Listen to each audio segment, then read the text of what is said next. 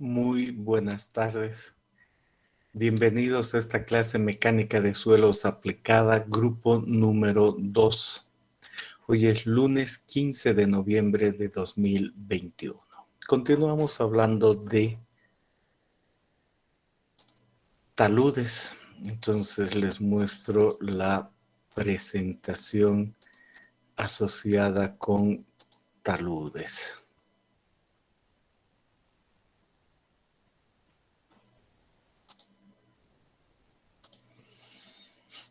Bien, la primera idea es que nosotros hemos entendido que existe la rotura plana y la rotura en cuña y hemos dicho, este es el caso de una rotura plana, se cumplen ciertas condiciones y se nota claramente que a lo largo de este deslizamiento la resistencia de la discontinuidad es la importante y hay que comparar la resistencia de la discontinuidad con los esfuerzos que se desarrollan.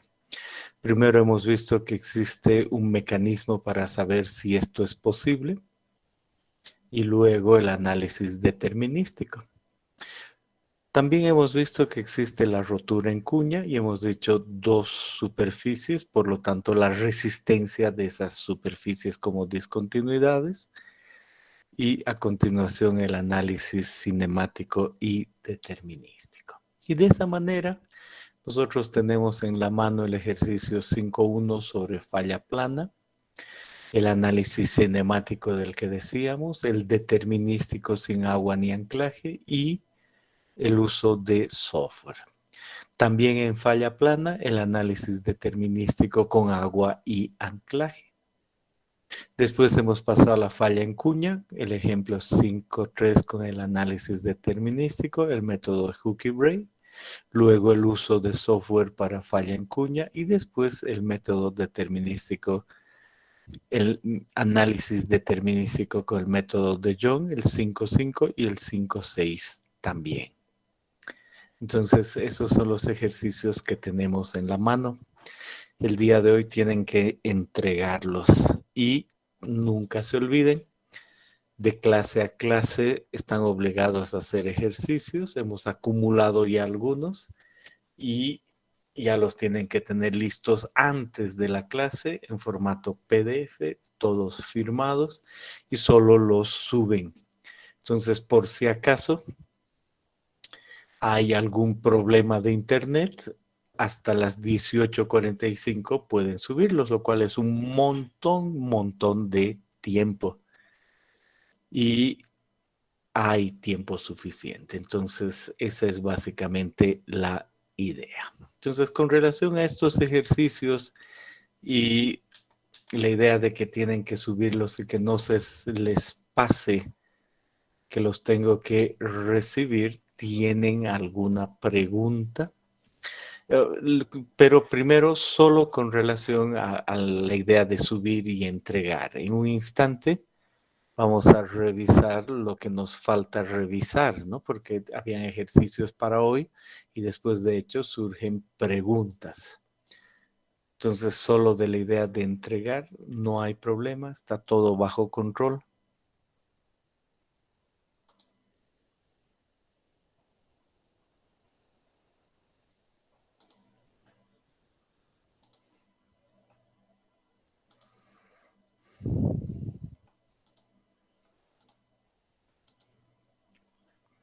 Bien. Entonces, ¿qué revisamos? Lo que nos faltaba con relación a estos ejemplos. Este es el 5. Los que todavía no hemos revisado y hablado son el 5.5 y el 5.6. Y en el 5.5 hemos dicho ya muchas cosas. Ayer, no, el viernes hemos hablado del A y del B y hemos explicado cómo pasamos a la presión de poros y después a un peso y ahí cómo hemos determinado este valor, a continuación este otro, luego este y ahí eso es todo.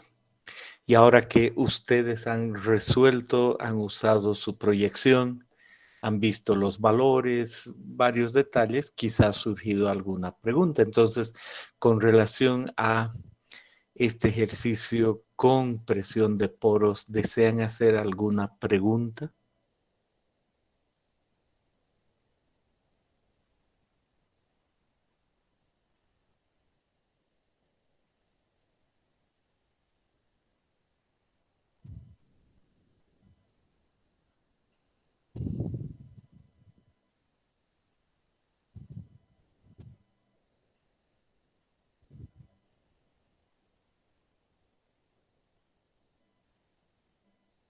Bien. Entonces estamos tranquilos con relación a este ejercicio. A continuación viene la idea de que incluimos el anclaje y cuando incluimos el anclaje en este ejercicio dice llegue un factor de seguridad 2, una dirección dada, haya el valor de t. Entonces, conociendo este punto y este que acabamos de determinar en el anterior inciso, hay que determinar ese de ahí. Entonces, a partir de eso, el valor de t y el ángulo asociado. ¿Tienen alguna pregunta? ¿Les ha surgido alguna duda aquí?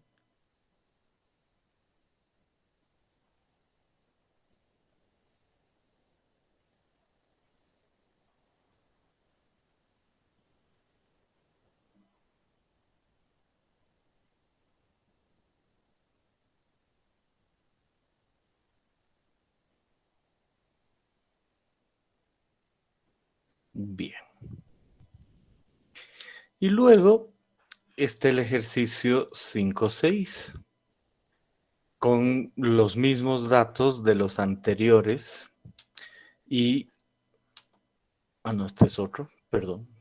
No son los mismos datos.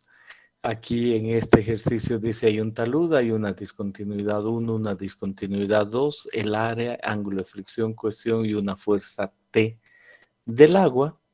Y dice simplemente si ese es el talud, hay que primero encontrar los ángulos que conforman la cuña, los planos que conforman la cuña. Uno es este es el otro, ahí están los polos, alrededor de los polos un ángulo de fricción, entonces uno tiene esta normal, que es siempre el primer paso, conocida, y luego entre este y este punto puede determinar este valor, y ahí ya tiene un primer ángulo. Y después hay que identificar cuáles son los valores de U1, que en este caso eran este y este, ahí determinar el valor de U y con el peso que está en el centro, uno tiene un primer valor de W, aquí no se nota mucho, pero parece que está por ahí. Y luego con el anclaje T, uno debe determinar el WT, que ya casi no lo veo. Pero vamos a decir, no he revisado bien qué es ese, no importa. Pero ahí termina con otro ángulo. Ustedes han realizado esas operaciones y posiblemente han encontrado algo muy parecido a 43 y 33. Y si no, o les ha surgido alguna duda, este es muy buen momento para preguntar.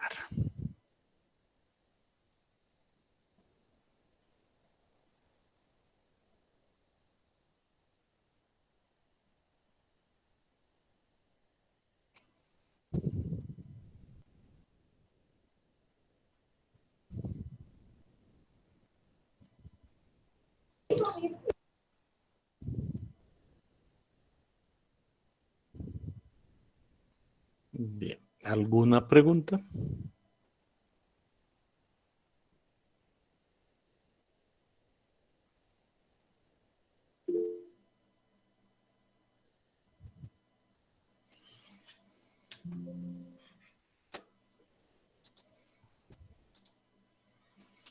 Muy adelante. Buenas tardes, ingeniero. Disculpe, ¿será si nos podría dar hasta las 8:15 de la noche? Sinceramente no he acabado el último ejercicio, he sido muy moroso. Por favor, ingeniero. No escucho bien, escucho lento, lento. Digo suave, suave. ¿A qué hora dices? Hasta las 8:15, ingeniero. El último ejercicio no pude terminarlo. He sido moroso, siéndole sincero, no he terminado el último ejercicio. Ah, ya, no, lamento mucho. El tiempo es hasta las 5:15 y extendido para cualquier cosa hasta hora y media después. Ok.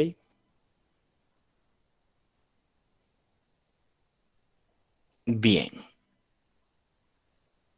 ¿Alguna otra pregunta?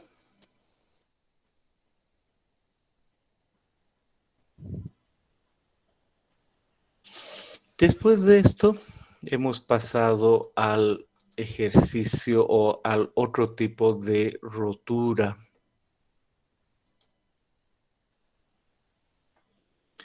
La circular. Y hemos dicho en este tipo de rotura circular, este es el caso, hay que hallar C y phi del macizo, entrar con C sobre gamma h tangente de phi hasta el ángulo del talud y de estos valores uno halla el factor de seguridad. Nada complicado, muy fácil en estos casos y estas tablas dependen de dónde está el nivel de agua. Hay 5 tablas. ¿Alguna pregunta sobre esto? ¿Algún comentario?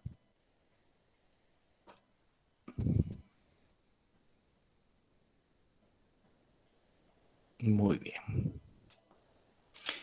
Y el día de hoy queremos ver la falla por volteo.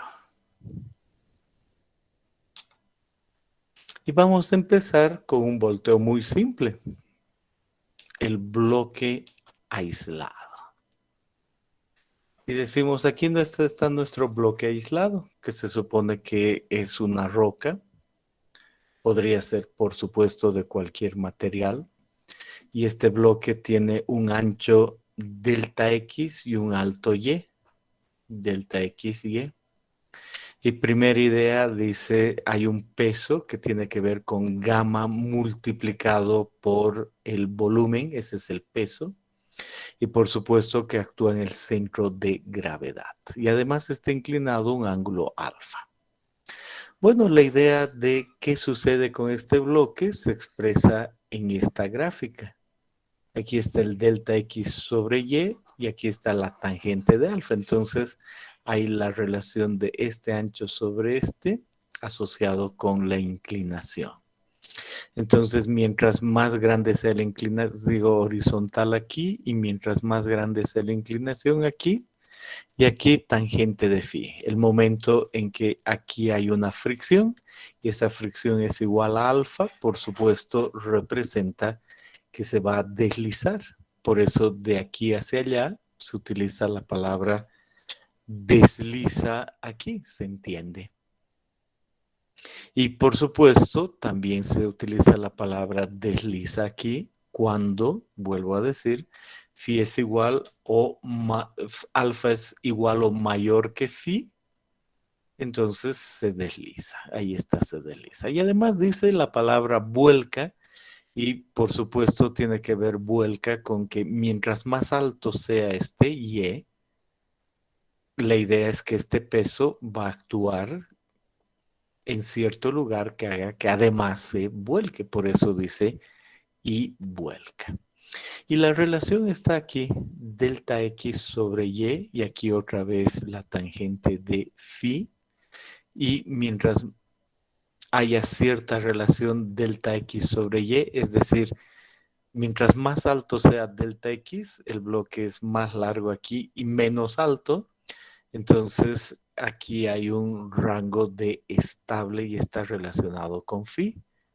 Entonces, ese rango es estable. Un valor de delta X grande y un alfa más pequeño estable. Luego, un delta X grande con respecto al y eso solo se desliza, es este sector. Y adicionalmente, cuando el delta X sobre Y es más pequeño, o sea, Y es más alto, con esa relación, aquí se tiene sectores que representa vuelca. Y si además el alfa está relacionado con mayor que phi, lo que dijimos, además vuelca. Entonces queda claro que hay una relación para saber qué sucede con este bloque y está muy asociado con el ángulo phi. Eso es lo que aprendemos acá. No hay que saber de memoria eso, solo hay que entender esa relación. Ahora la clave es que alguien dice, entonces lo que vamos a hacer es encontrar la relación entre esos valores, ¿no? O sea, uno dice, parece fácil pensar en esto, pero es un poquito más complicado y aparece este autor, el 86, y dice, voy a resolver estas ecuaciones del equilibrio dinámico de ese bloque, de esta figura 18. Entonces, esto en ecuación es esto. Y uno dice, no parece nada complicado. Ahí está la famosa tangente de phi, está la tangente de alfa, el delta x, el y, alfa, delta xy, todo conocido. Y dice, bueno, entonces esta ecuación la puedo obtener solo con alfa y la relación del bloque, comparar con phi, y me dice, de manera que cuando la tangente de phi es mayor que el primer miembro, se produce solo vuelco, y cuando es menor se producen deslizamiento y vuelco. No obstante, esta solución más rigurosa no afecta a los cálculos de estabilidad de Goodman y Bray, que se presentarán más adelante. No importa, es una primera idea y me dice, esta ecuación me va a dar la idea de si un solo bloque es estable o no, y se asocia con el valor de phi. Excelente primera idea, clara para entender lo que es el vuelco. ¿Desean hacer alguna pregunta? Separamos ahí. Entonces seguramente entendemos mejor.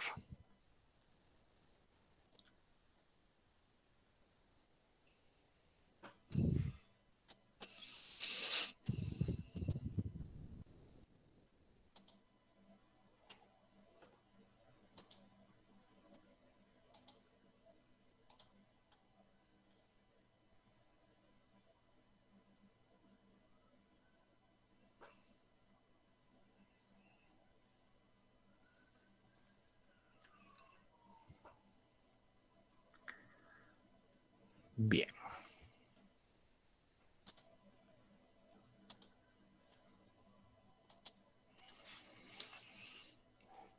Si seguimos con los bloques aislados, ahora nos vamos a un lugar donde estamos trabajando y vemos la discontinuidad principal.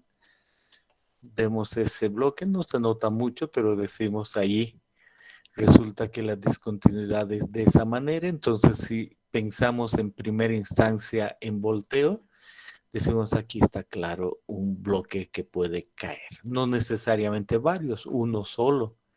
Y por supuesto, a veces lo puedo dejar caer y ni analizar, y a veces decir necesito analizar.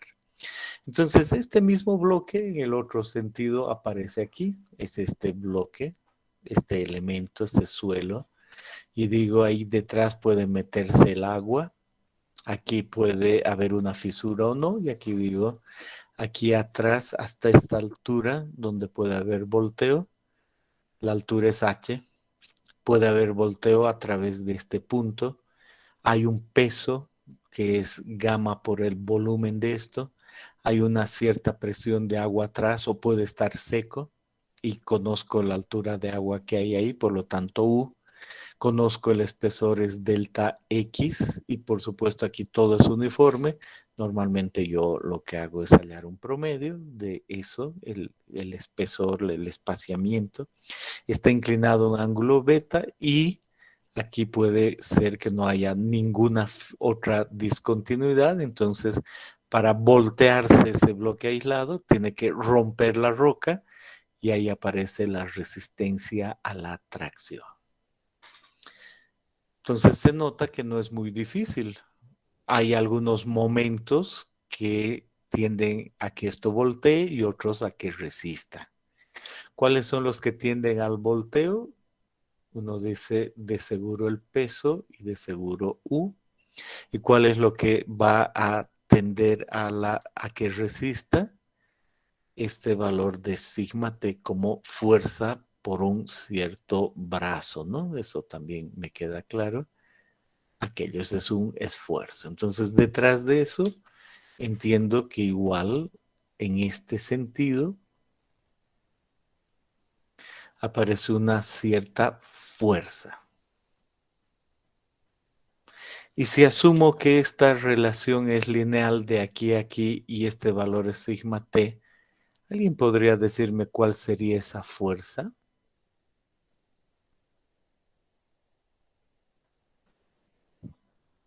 ¿Qué es una fuerza de tracción? Digo, fuerza de tracción.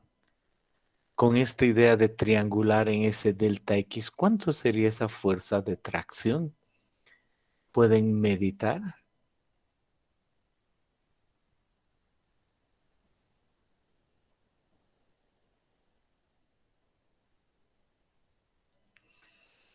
Para eso tendría que saber cuál es el valor de esfuerzo ahí. Y el esfuerzo ahí, por supuesto, he dicho es sigma t.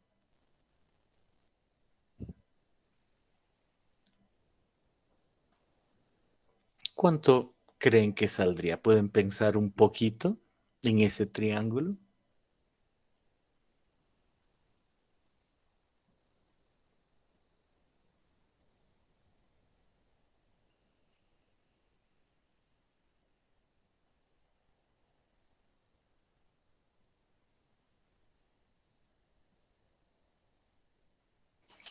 Vamos a ver más detalles una vez que han meditado aquí. Está en su texto y dice, vamos a, con estos mismos valores, ver qué es qué. Entonces aparece y dice, momentos volcadores con respecto a este punto, tiene que ver con el peso.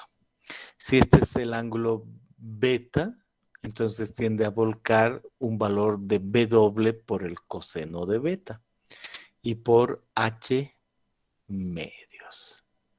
Si este es H, actúa una cierta fuerza porque este es un rectángulo a la mitad en ese sentido y ese es B doble por coseno, la fuerza.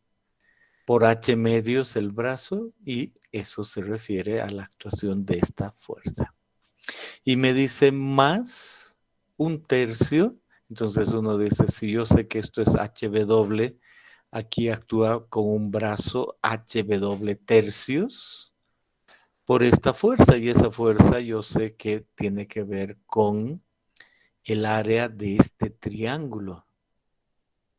Un medio por esta longitud por esta altura y esa altura es U y es gamma del agua por la altura correspondiente. Entonces de ahí viene que eso sea HW al cuadrado por gamma del agua. Se refiere al área de este triángulo.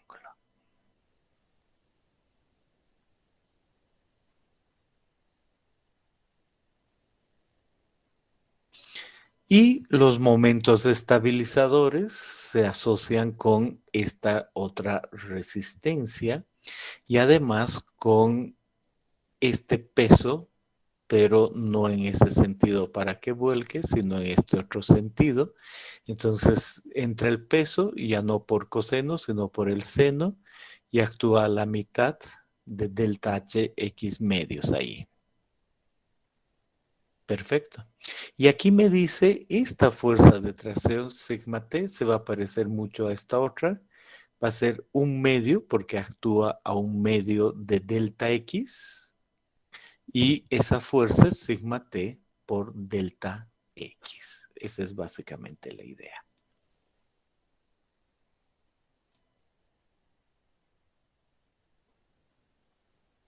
Y bueno, después la piensan un poquito más, pero esos son los estabilizadores. Y finalmente, en este bloque, el factor de seguridad es 1 dividido entre el otro, S es entre S, y listo, ese es el factor de seguridad en ese caso. Ahí aparece el ejercicio 5.7 que ya está en el Classroom para que ustedes mismos puedan para este caso ver bien por qué es una y otra fuerzas y con estos valores de altura 10 metros, delta X 0.35, beta 80, gamma 26, sigma de tracción 6.5 megapascales y un peso de 91 kilonewtons, puedan determinar. Y dice, haga dos casos completamente secos, sin agua. Aquí atrás, ¿cómo resulta el factor de seguridad? 5.24, eso no se cae. Se le mete agua aquí y tiene una altura, dice completamente saturado, el factor de seguridad 0.24. Entonces, este ejercicio dice, es tremendo el ejemplo, la influencia que tiene de que entre agua atrás. Este bloque que no se me va a caer, el momento que se mete agua, se cae sin ningún problema. Entonces ahí están los valores del ejercicio 5.7 para que resuelvan esto de acá. Fácil, simple, con calma. ¿Alguna pregunta?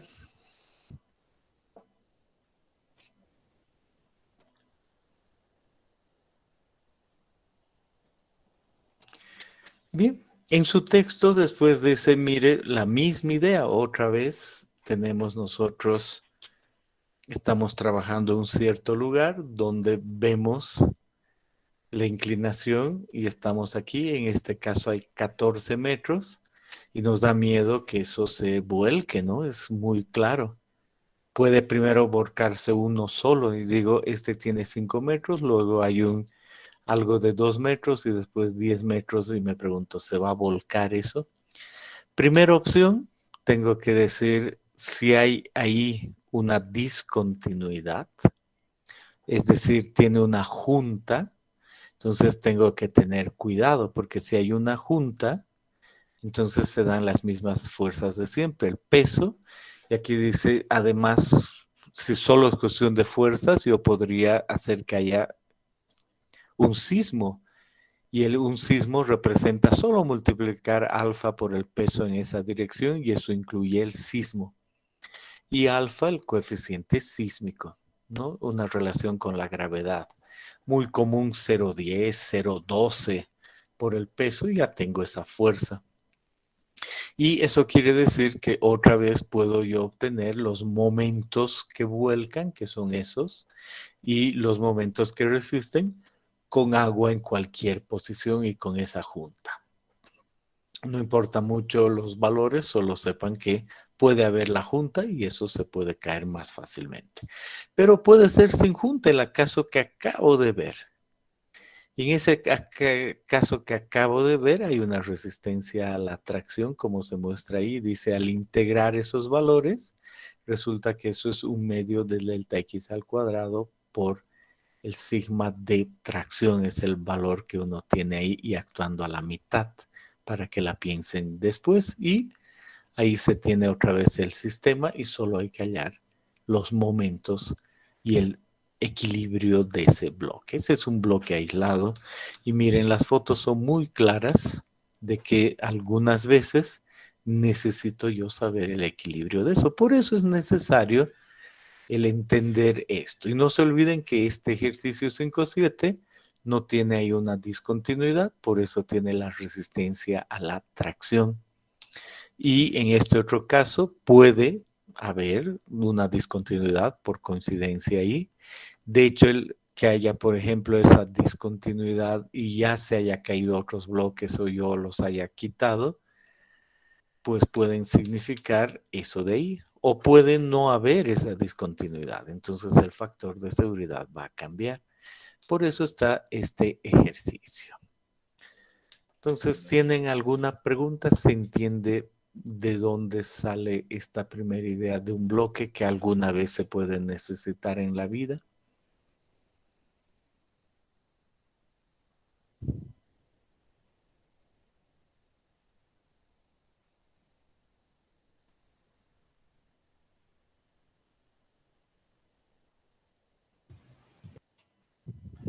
Bien.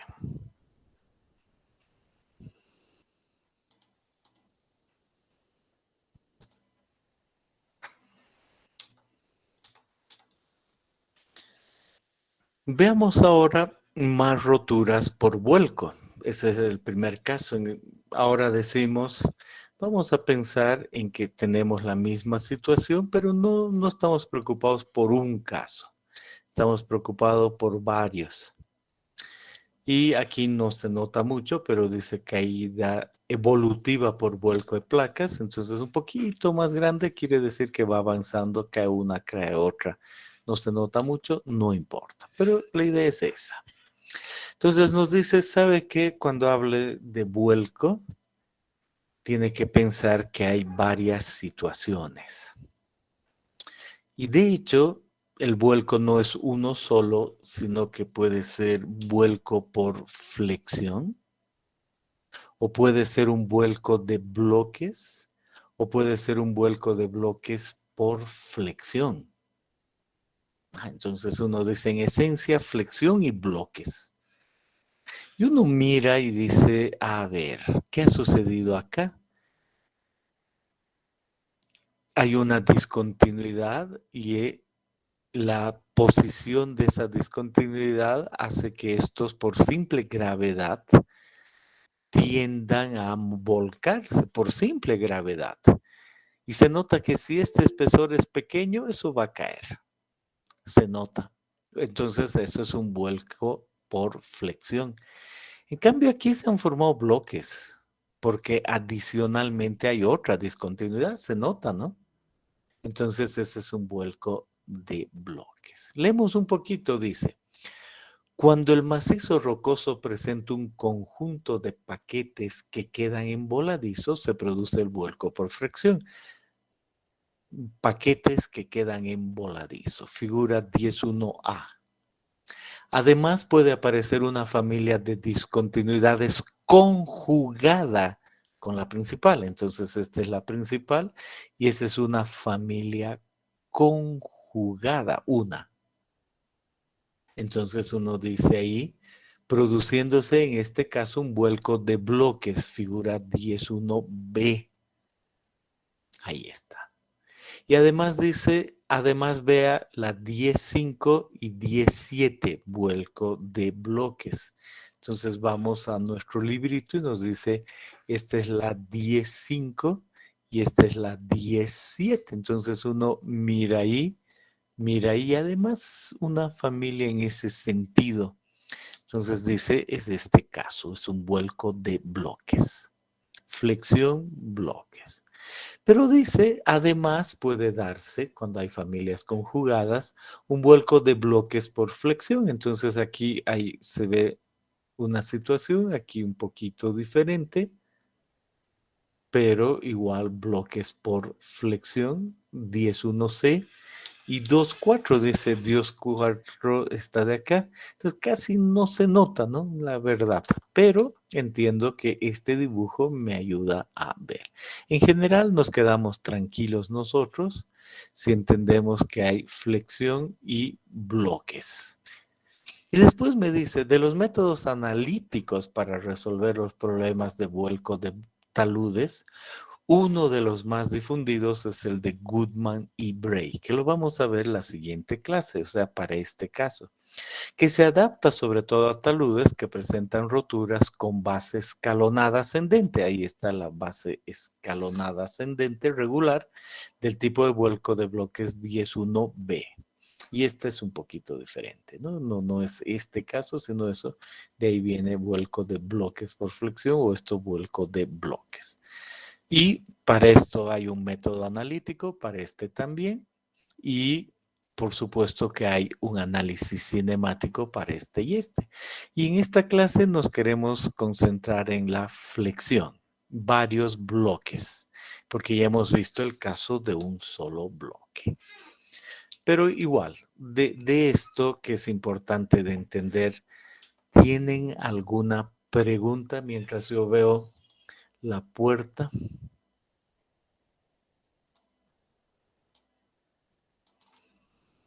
La puerta es el Meet, porque algunos se salen y necesitan volver a entrar. Eso.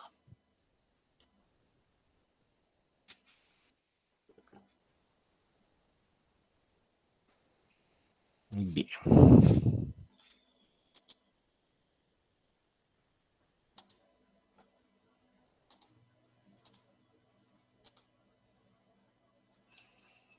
Perfecto. Entonces ahora, de todas estas posibilidades y por el resto de la clase, voy a ver el vuelco por flexión. Este caso. La idea general me ha quedado clara, ¿no? Un paquete y se tiene cierta condición y la gravedad. Excelente. Entonces, antes de continuar, les voy a pedir un segundo, que ya me está haciendo frío, entonces necesito ponerme chompa.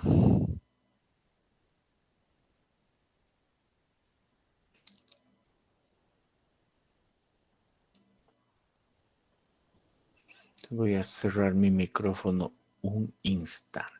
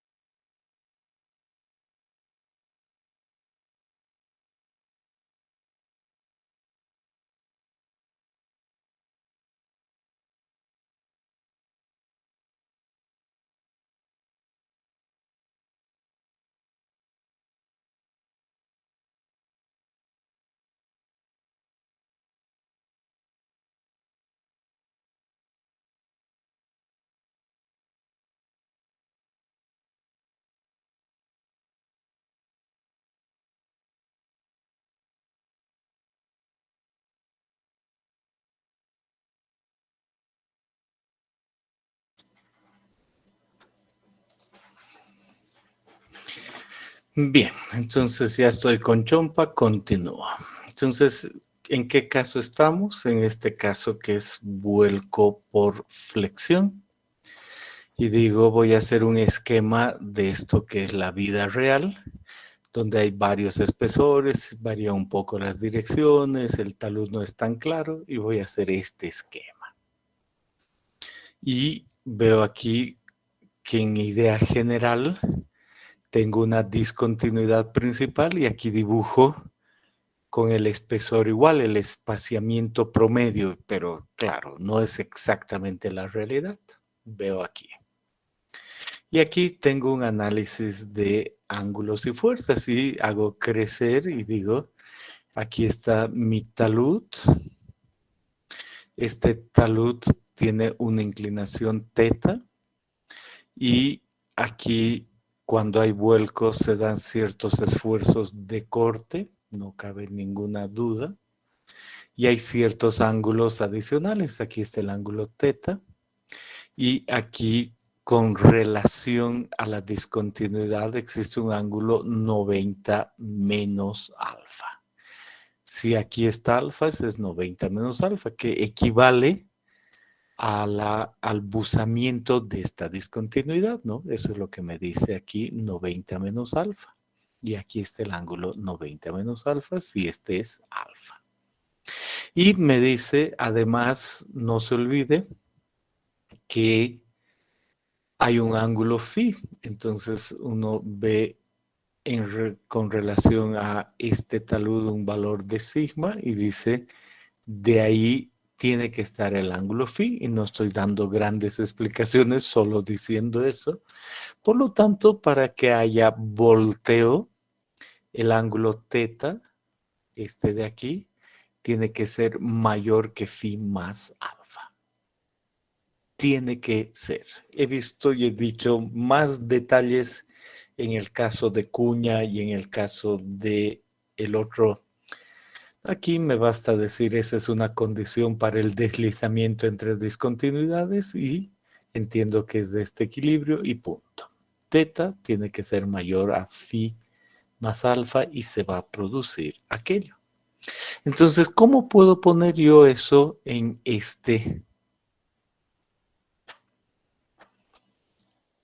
esa proyección? Digo, aquí está mi talud, entonces el talud es ese, y me dice la inclinación del talud es una, y del talud más allá hay un ángulo phi, y más menos 20 grados en este caso por los círculos menores, y en este rango yo puedo tener posible vuelco.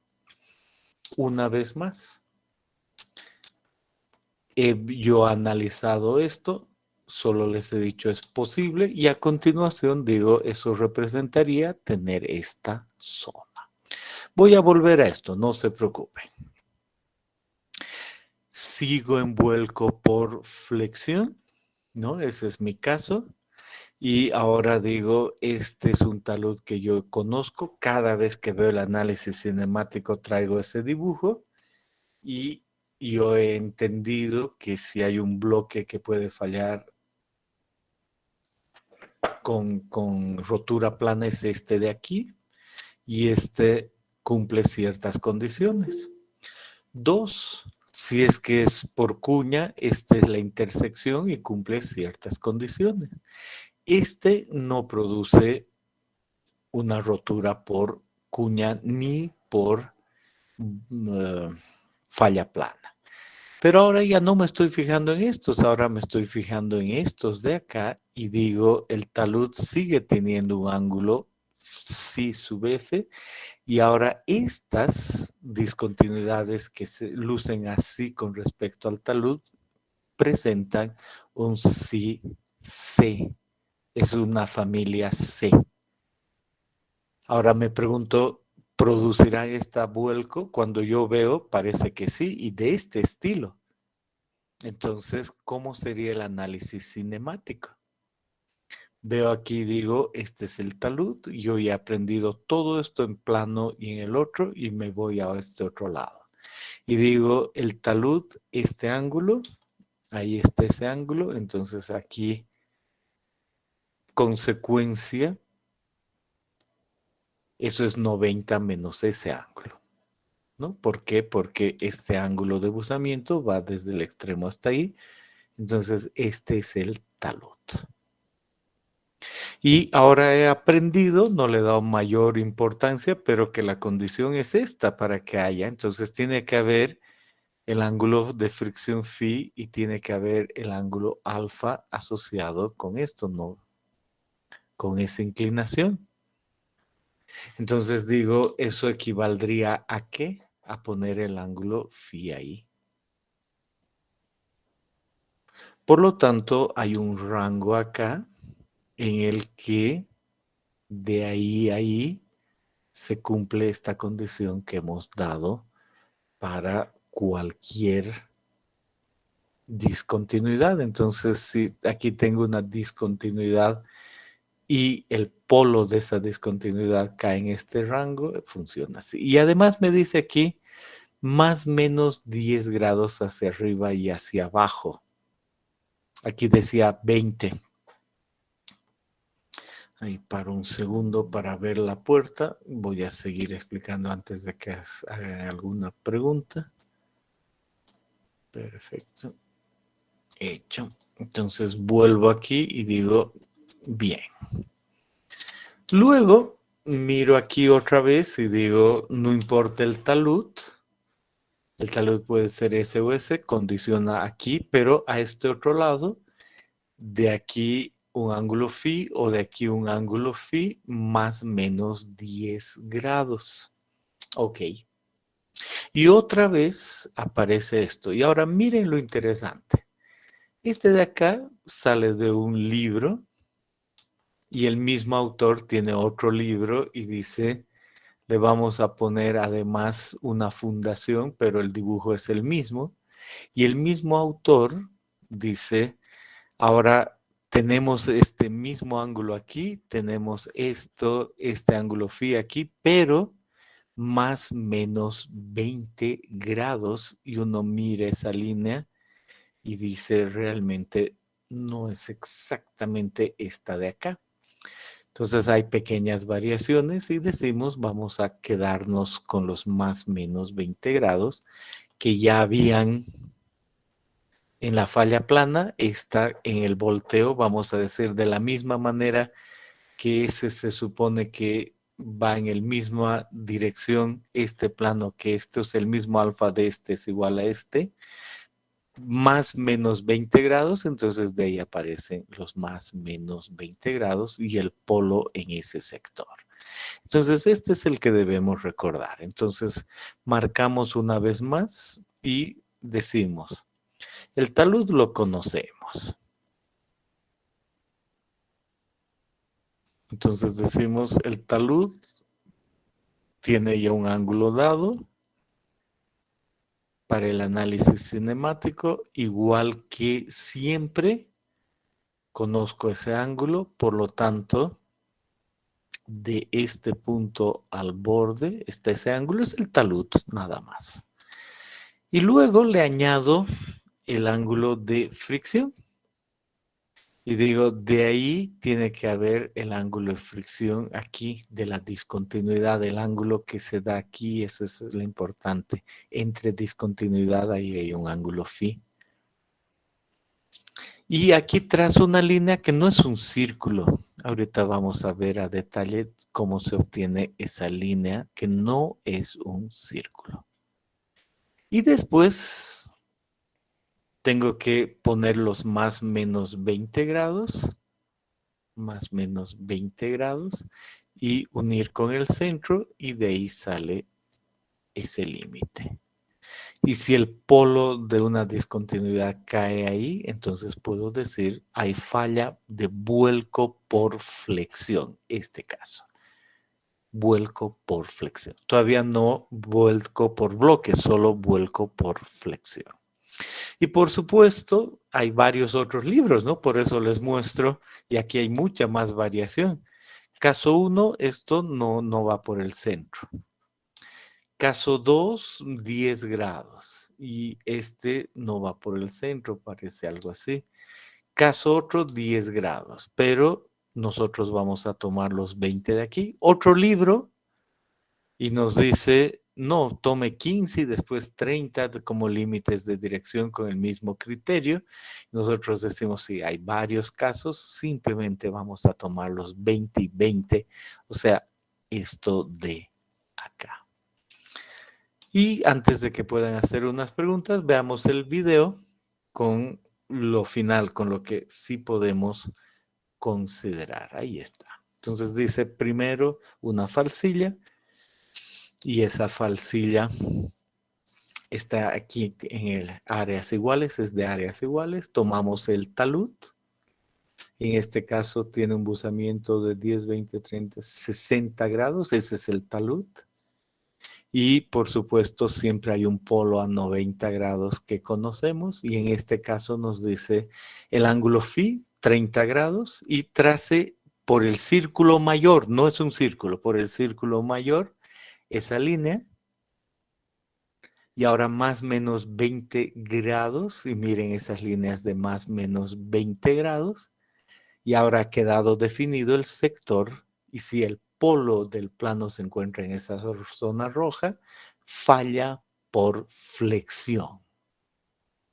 Ahí está. Entonces este dibujo es muy claro en cómo yo debo considerar esa zona. Eso mismo está aquí, y nunca se olviden. Siempre he terminado en uno u otro caso diciendo considere que el dibujar con ángulos iguales en una falsilla con ángulos iguales o con una falsilla de áreas iguales es lo mismo.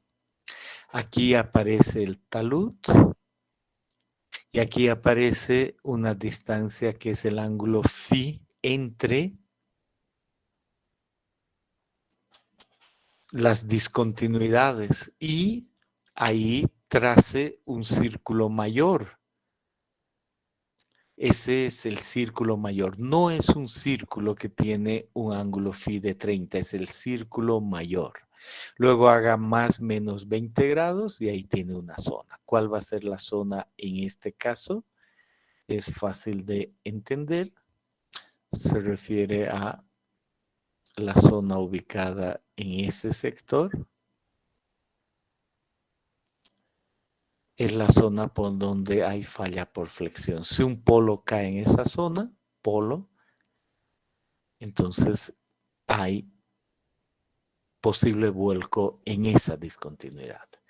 Y si hago el mismo dibujo, pero en áreas iguales, ahí está el polo, luego los mismos, no el polo va, el talud, ahí están los 30 grados, esta línea, más menos 20, y esta zona es exactamente la misma. Esa de ahí es la misma zona que anterior, por supuesto, porque es otra falsilla, tiene otra sección, pero cualquier polo que caiga aquí, en este sector, ahí dentro, estamos hablando de vuelco por flexión. Entonces el análisis cinemático se lo realiza de esa manera. ¿Desean hacer alguna pregunta?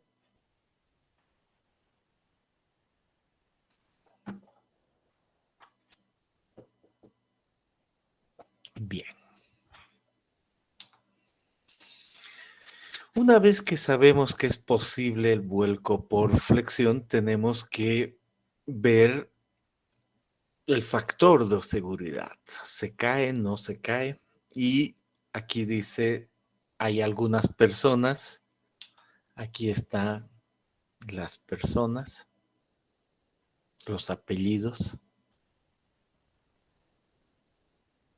En 1995, Adhikari y otros hicieron unos ensayos de laboratorio y simularon estos taludes, ¿no? Miren aquí unas piezas y vuelco por flexión muy claro, ¿no? Y aquí también, ¿no? Ven aquí donde se ha cortado y el vuelco por flexión. Y se ve las condiciones. Entonces, con el análisis cinemático, llegamos a esta conclusión. Aquí el talud es ese. Y decimos cómo va a ser, qué factor de seguridad hay en ciertos casos. Entonces, una vez más, ¿no? Vemos este dibujo y decimos, es este, ¿no? No hay confusión, es este de acá. Y sabemos ya el análisis cinemático. Entonces, ¿qué dicen estos autores? Proponen unas gráficas de ese estilo y esta ecuación y esta gráfica para llegar al factor de seguridad. Aquí dice CS es el coeficiente de seguridad. Lo que nosotros decimos, este es el factor de seguridad. También puede ser CS el coeficiente de seguridad y se halla de esta ecuación. En un segundo analizamos esa ecuación. Dame un segundo.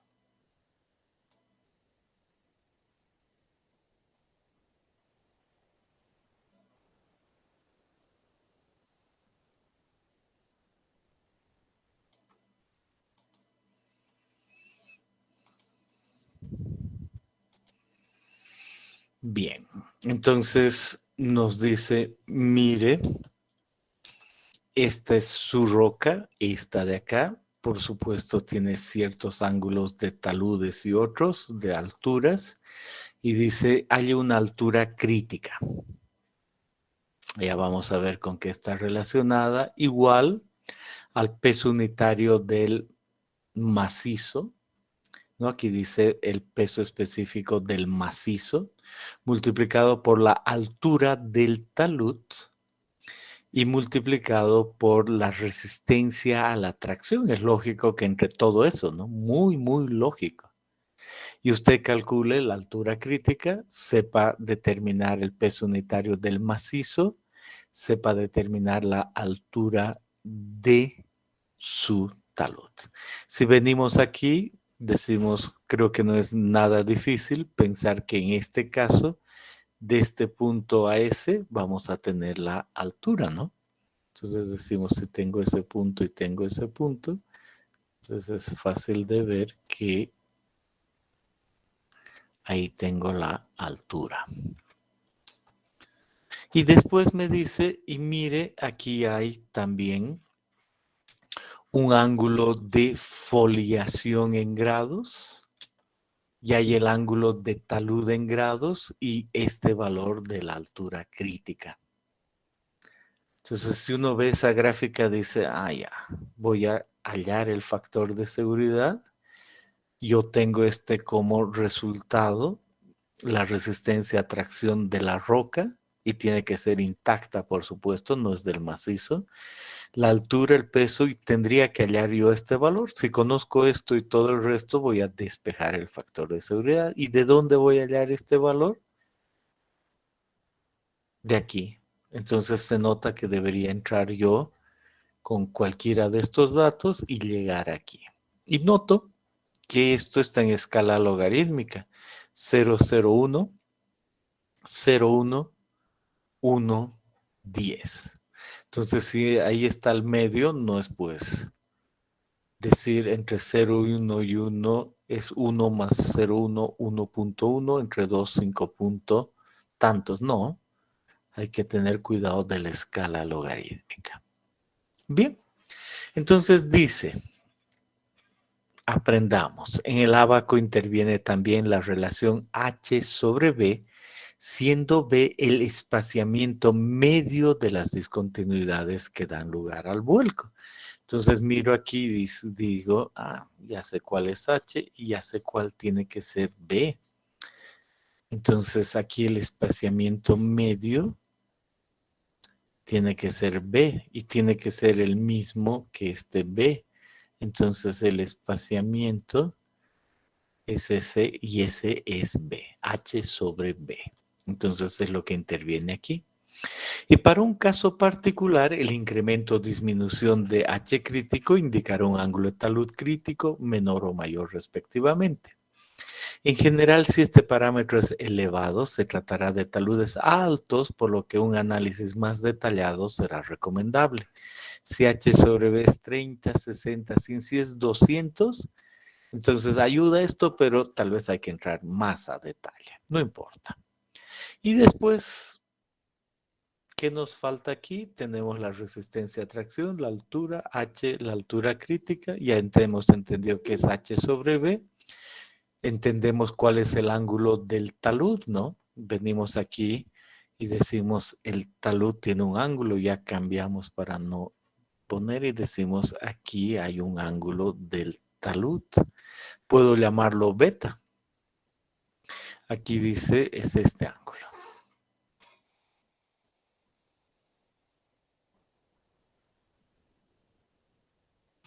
Entonces, en esta gráfica me dice que este es el ángulo del talud.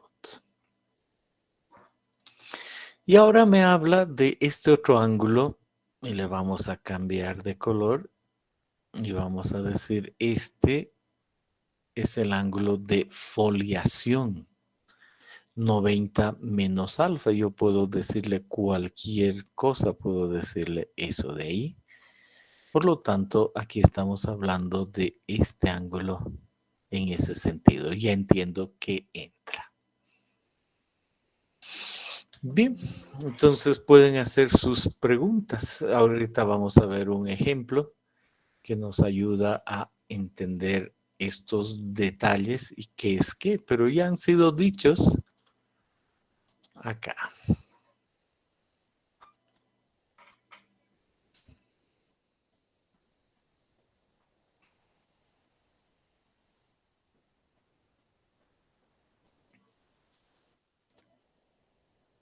Bien. Entonces, con eso mencionado, me dice el texto que estoy manejando, hay un ejemplo. Y no digo que sea ni el 5.7, ni el 5.8, ni el 5.9. Es un ejemplo que aparece en el texto y me dice, para este talud con esas condiciones puede haber flexión. Ya he visto el análisis cinemático y yo ya sé los ángulos y los parámetros. Y me dice, mire, se trata de estimar el ángulo crítico de un talud de 10 metros de altura en un macizo rocoso con la estratificación buscando 70 grados hacia el interior del mismo, con un espaciado medio de 10 centímetros entre planos, un ángulo de fricción de 25 grados en las discontinuidades, una resistencia a tracción de la roca 2 megapascales y peso unitario 20 kilonewtons por metro cúbico, y se desea realizar el diseño con un factor de seguridad de 1,2. Entonces uno va con calma y dice, necesito entender en mi modelo qué es qué.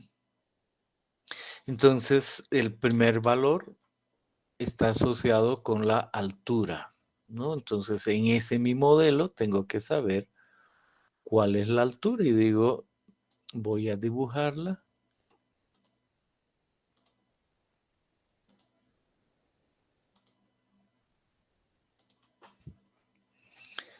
Y voy a marcar que va de ahí a ahí.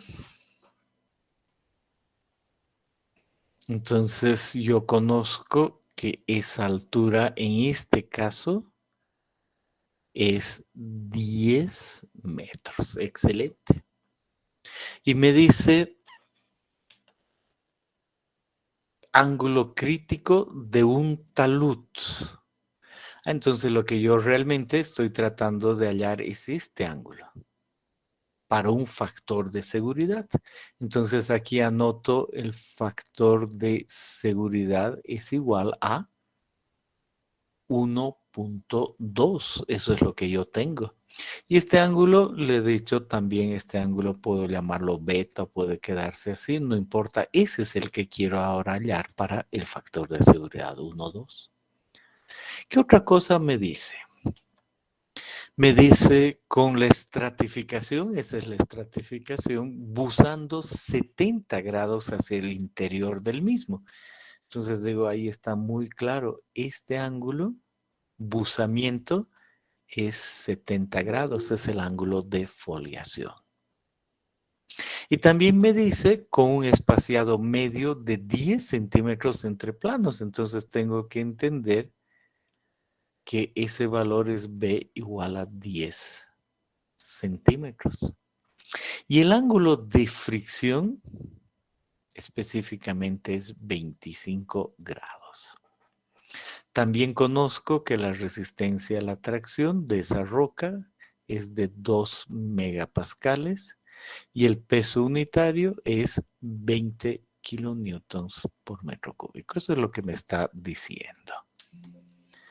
Muy bien, entonces con esos datos, ahora ¿qué debo hacer? Se nota que no es complicado lo que debo hacer.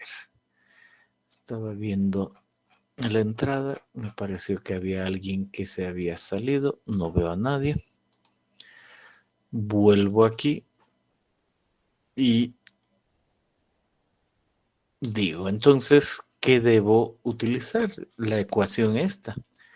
La altura crítica es gamma por h por el factor de seguridad por la resistencia a la tracción menos 1. Conozco el factor de seguridad, conozco esta resistencia, conozco la altura y conozco gamma, entonces puedo calcular H crítico.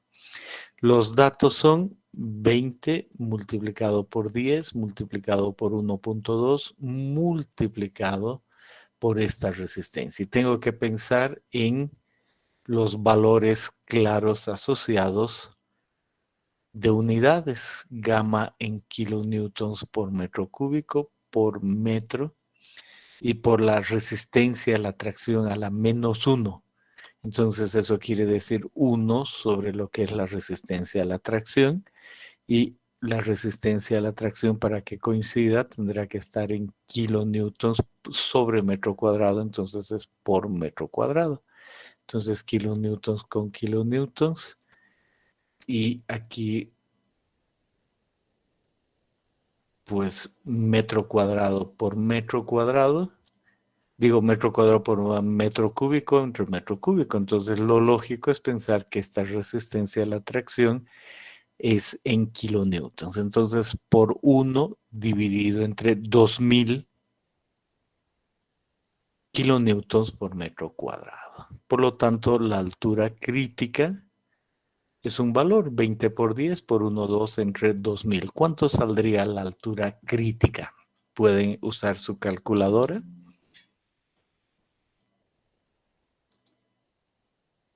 0,12. 0,12, que era lo que estaba anotado ahí, ¿no? Pero denme un segundo. Gracias por mencionar. Ok.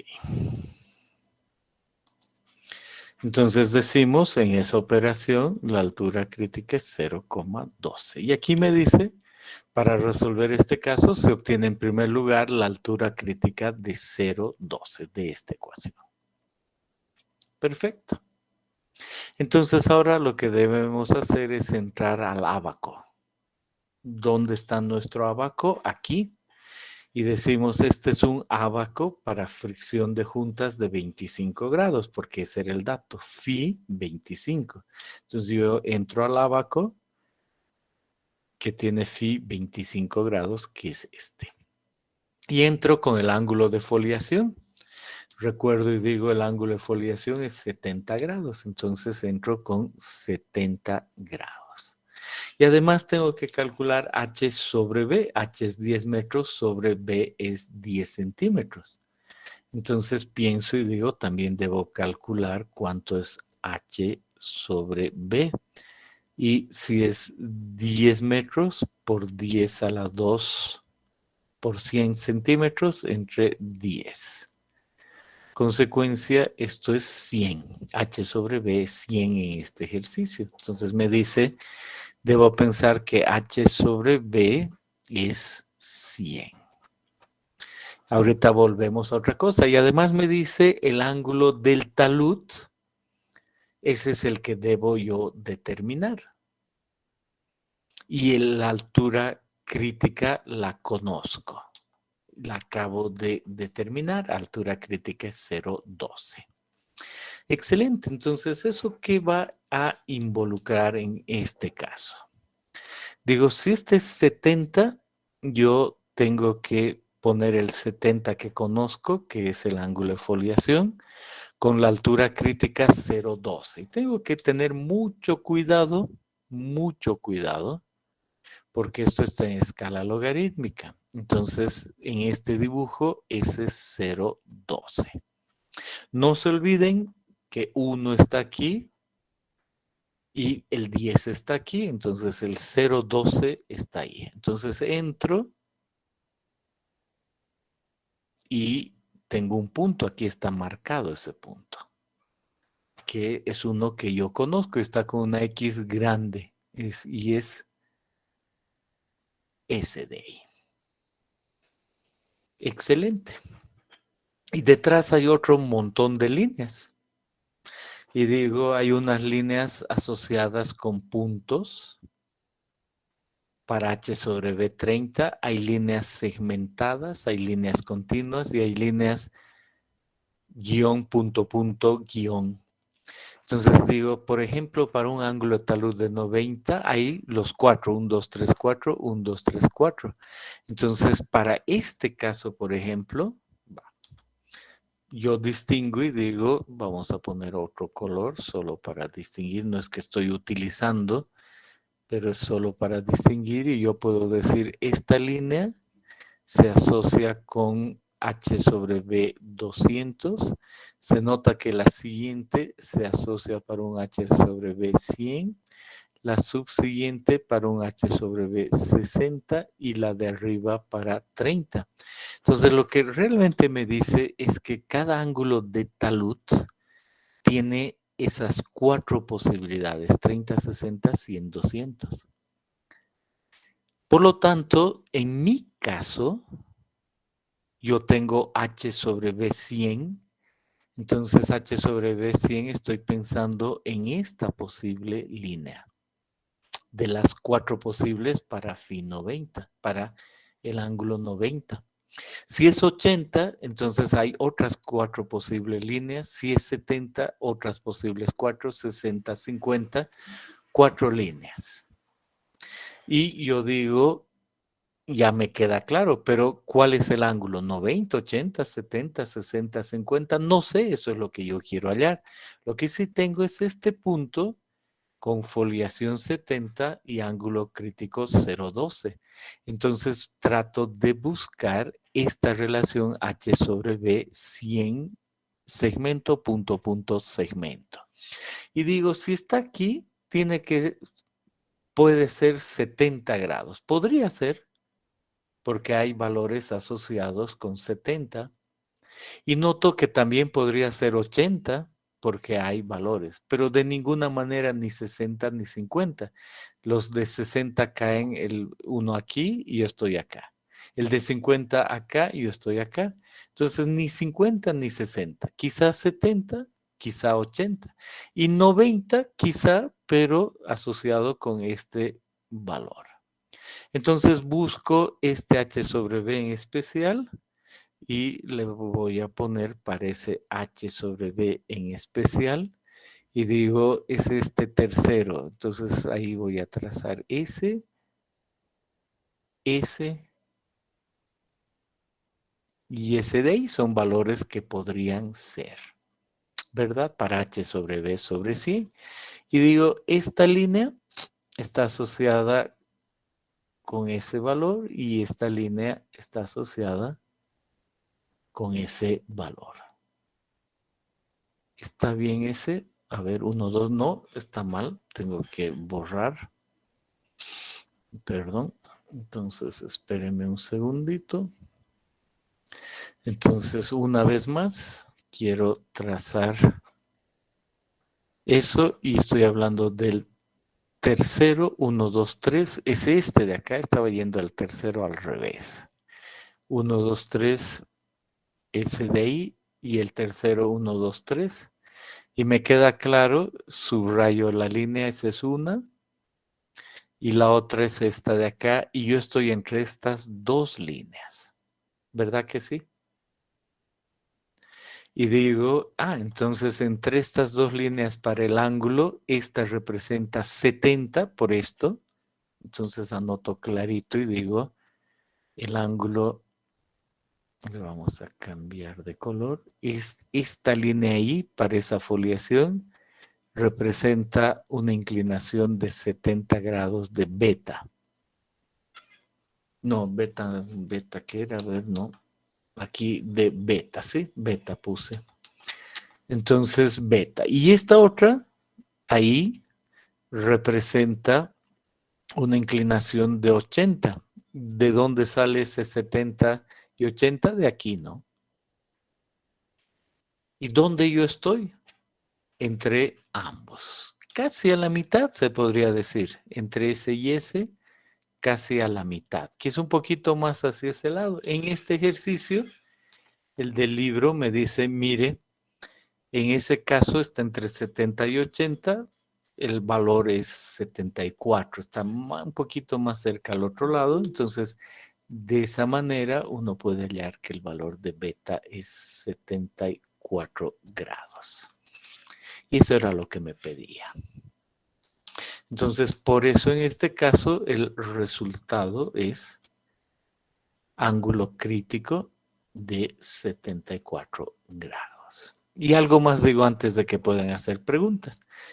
Este ábaco es para 25 grados. Este método, estas personas dicen, le propongo tener 3 de esos gráficos. Un ábaco para 10 grados, un ábaco para 40 grados y un ábaco para 25. Y el que hemos utilizado es el ábaco de 25 grados. Si tuviésemos 10 aquí, si tuviésemos 40 aquí de ángulo de fricción, por supuesto, si tenemos un 30 tendremos que hacer un cálculo aquí y luego una interpolación. Pero esa es la manera en la que uno resuelve este problema. Entonces, ¿tienen alguna pregunta? Este es buen momento para hacer preguntas de cómo se resuelve esto.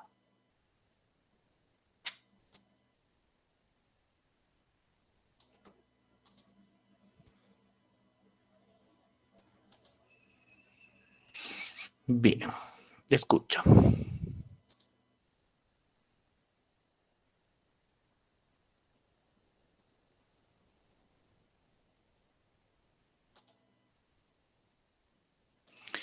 Y por supuesto aparece ahí el ejercicio 5.8, que es el mismo que hemos estado analizando antes.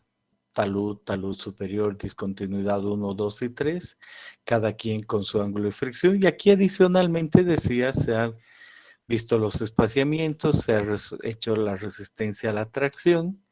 Por lo tanto, entendemos que ahora en el análisis cinemático ya entendimos que esto era para falla plana, esto era para falla cuña, y ahora hacemos lo mismo y decimos, aquí está el talud, un ángulo. ¿Cuál es el ángulo asociado con ese talud? ¿Cuál es? Aquí. Entonces digo, el talud tiene un buzamiento de 60. Y el ángulo de fricción, yo noto que no va a estar asociado ni con 2 ni con 1, va a estar asociado con 3, porque ya puedo ver eso, ¿no? Entonces, ¿qué ángulo de fricción de la discontinuidad 3? Entonces, la discontinuidad 3 está ahí, cohesión 0, ángulo de fricción 25. Consecuencia, en el análisis cinemático, tengo que ir del talud 25 grados, aquí esos son 25 grados. Y ahí tomar, no un círculo, tomar el círculo mayor asociado, entonces de ahí sale este valor. Más los más menos 20 grados, entonces la zona es esa. Y por supuesto no tiene nada que ver con este otro, ¿no? A veces se parece, a veces podrá coincidir, pero noten que este es un círculo asociado con el ángulo de fricción para este, y este es del talud, el ángulo de fricción de esa discontinuidad ahí. Y ahí cae el polo 3, aquí está la discontinuidad del polo 3, entonces no hay confusión. Por el polo 3 dice rotura por vuelco, por flexión, por la discontinuidad 3. Entonces ha sido posible, en este caso, tener una rotura plana, una en cuña y adicionalmente vuelco. Y me dice ahora, para ese caso, por favor, calcule el factor de seguridad. Entonces uno agarra eso y dice la altura crítica es gamma h por factor de seguridad por la resistencia a la tracción a la menos 1. Y se dan los datos para hallar la resistencia a la tracción. Se dice, este es la ecuación de Hooke y Brown para la roca intacta. Y hacemos la linealización y encontramos que la resistencia a la compresión de la roca intacta es 96 y el valor de MI es 16. Ahora decimos, si conozco esto y esto, puedo hacer que resistencia a la tracción sigma 1 sea 0 y el sigma 3 es la resistencia a la tracción. Entonces pongo el 0 y despejo la resistencia a la tracción de acá, haciendo eso 0. Y resulta que la resistencia a la tracción es menos 599 en este caso. Entonces ya conozco este valor. Entonces digo, ¿qué caso tengo? Tengo 10 metros, la inclinación de este era 70, este espesor es 0,25 cuando veo con calma, entonces H sobre B es 40, consecuencia la altura crítica es 3.16 de la gráfica para Phi 25. No la tengo aquí, pero Vuelvo aquí y digo, en este caso, debo tener mucho cuidado. Voy a usar esta porque phi es 25 y lo que yo tengo es un ángulo de foliación igual 70 y lo que tengo es más bien el ángulo del talud. Me había olvidado. El ángulo del talud es 60 grados. Este es el ángulo del talud y la foliación 70. Entonces el ángulo del talud es 70, digo 60. Estoy hablando de este valor, 60. Y me dice que H sobre B es especialmente 40. Entonces H sobre B 40 representa algo entre 30 y 60. Entonces para este 60 con este 70, entonces estaré pensando entre 30 y 60, más o menos un punto ahí.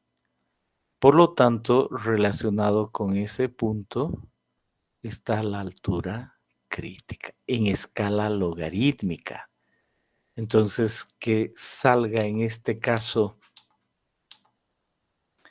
3.16 de esta gráfica es lógico, pero mucho cuidado porque las variaciones pueden ser enormes, enormes por esta escala logarítmica, pero es solo eso.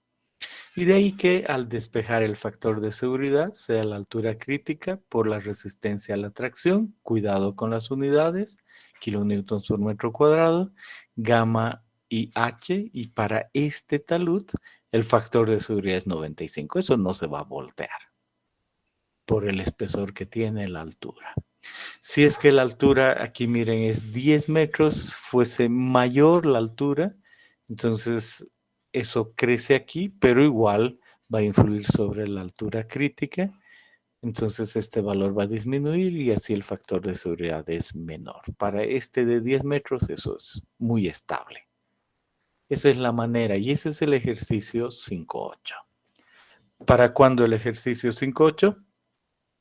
Para la siguiente clase, que es el jueves. Ahora sí, pueden preguntar lo que deseen.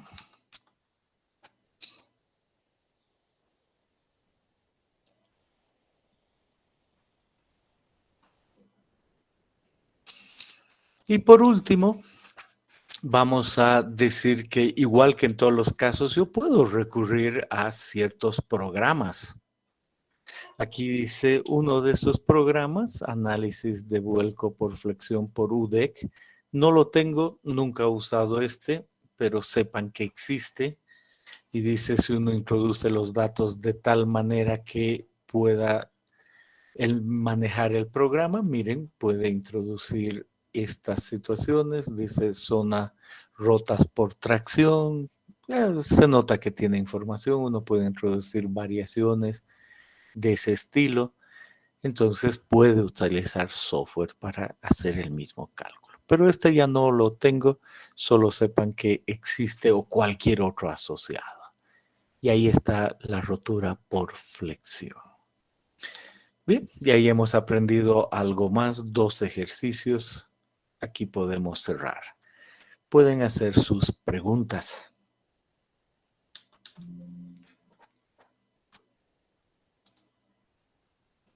Bien, estamos tranquilos. Vámonos, tengan muy buena semana.